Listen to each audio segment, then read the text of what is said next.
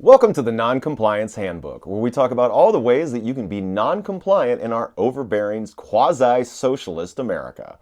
Especially if you live in a small town or rural area and you're trying to live free on your own land.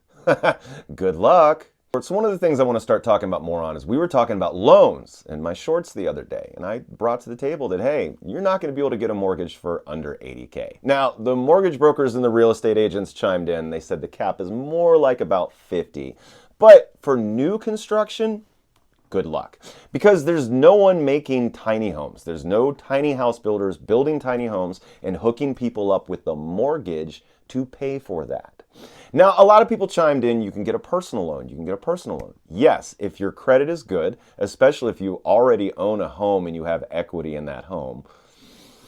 So many people chimed in, oh, we got a personal loan a few years ago. We got a $50,000 personal loan to remodel our kitchen. Like, yeah, the fact that you already own a home and have equity is why you can get personal loans for up to $100,000. If you don't own a home and you don't have that equity, about the best personal loan you're going to get is $5,000 to $10,000.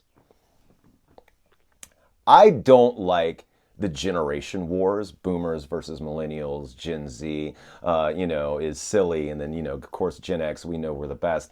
I don't like the generational war. But unfortunately, when it comes to housing, we have to talk about the fact that the me generation, okay, they call themselves baby boomers. They want us to call them baby boomers. But their parents and grandparents called them the me generation. Now, I think that name is a lot more fitting. And the me generation is playing a very active hand in making it impossible for you to buy your first house. So I can't do this content without talking smack about boomers. And if you get on any of my videos, especially on Facebook, read the comments. You can tell, you don't even have to look at the profile picture. You can tell who is part of the me generation and who is not. Because it's always the me generation members chiming in with stupid out-of-touch comments like, oh, yeah, you can get a personal loan. I can get personal loans all day. We got a $50,000 personal loan to remodel our kitchen. I'm not taking into account the fact that I already own a home and have equity. And they're the ones that say, well, maybe if you just worked harder or got a better job, you'd be able to afford a real home. You mean all those jobs that, your generation sent overseas, all those manufacturing jobs that made the middle class? Look, hey, your generation did not fight to get the dollar put back on the gold standard, okay? I remember watching an episode of Saturday Night Live where Dan Aykroyd is just bombasting this whole taking the dollar off the gold standard and how inflation's going to go through the roof and how it's a terrible thing. What did your generation do about that, Mr. Boomer? Nothing. And the fact that you let that happen and never fought to get the dollar back on the gold standard is one of the number one reasons why we are all struggling right now. So good job. The reason why so many of us right now want to live in a tiny home and live tiny, it's not because we want to live poor. It's because we are struggling to survive in the world that the me generation left us. And there's absolutely no way that I can make this content without talking about this. I have friends that are baby boomers. I got a mama that's a baby boomer. I got aunties that watch my content. But they don't make stupid comments like that. And for the record, I am no longer going to call boomers boomers. They are the me generation. Their parents and grandparents thought they were a bunch of narcissistic, selfish pricks. And that's why they called them that. And I hate to say it, guys, but your kids and grandkids agree. It's in my storage unit. I wish I had it here, but I have a picture of my grandparents standing outside the first home that they bought. And let me tell you, it must have been 150 square feet. It looks like a shed. But they were able to buy the home, start building equity.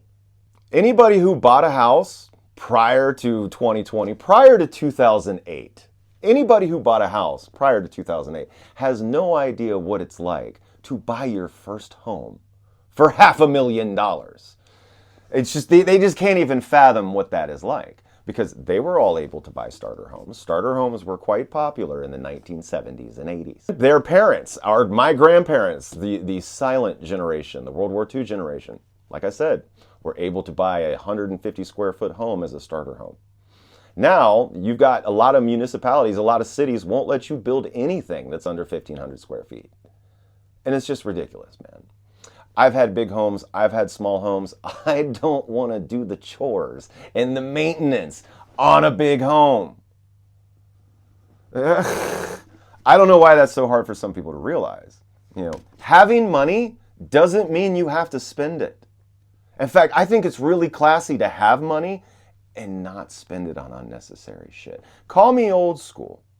The world's greatest investor lives in a very normal size home. Why is it that every baby boomer who makes over 30 grand a year thinks they deserve a mansion? Shit.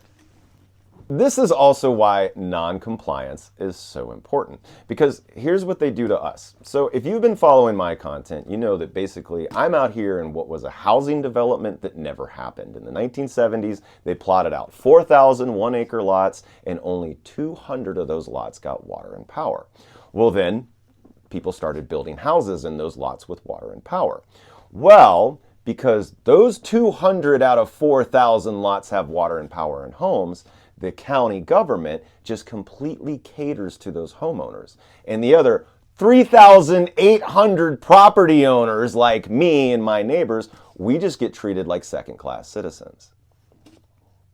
Now, not all, but mostly, can you guess the age difference between the people who own the homes that were built in the 1970s versus all of us out here in the off-grid area trying to build tiny houses? Can you just guess the age differences? Okay.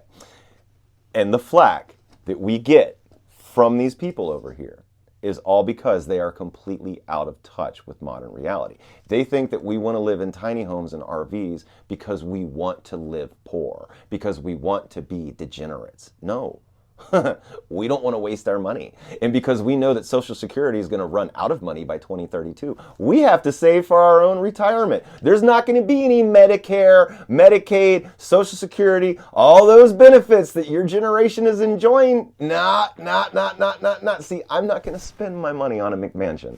I need that to buy food when I'm too old to work. All right? I know this is a concept that the baby boomer generation hasn't had to fathom because they got Medicare, Social Security, Medicaid, all that crap. But no, you and I, we don't get that. You better be saving for your retirement, son. Let me tell you, because the government is not going to help you when that day comes. All right, this is the last thing I'm going to say about the me generation.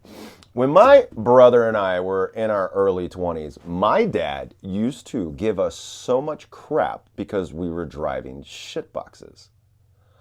I mean, first of all, what do you expect an 18 to 20-year-old working minimum wage to drive? Like, oh, okay, I've got a minimum wage job. I'm 18. I have no skills. Let me just go buy a Porsche. No, my dad used to just harass. I don't know why you guys like driving those shitty cars. Why do you want such a shitty car? Don't park that shit. No, first of all, my dad was a gambler and never had money. So I don't know why he thought he was all highfalutin. But here's what I've come to realize. It used to drive me and my brother nuts. We just thought he was an asshole.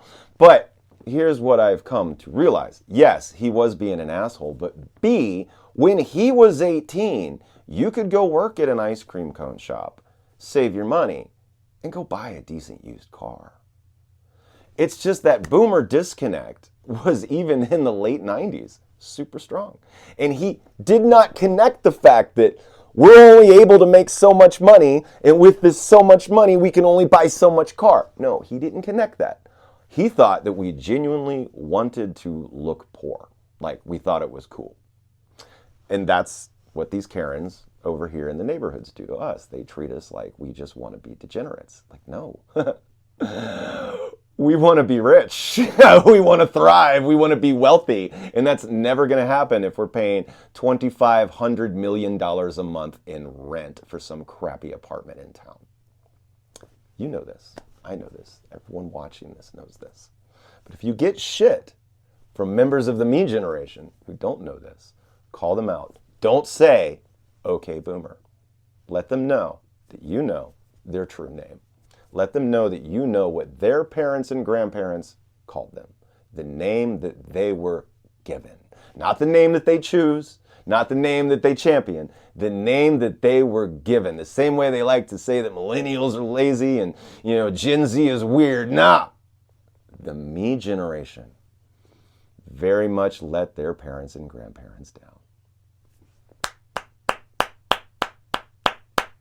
Oh my God, I've just spent 10 minutes bitching about boomers. I need a new hobby.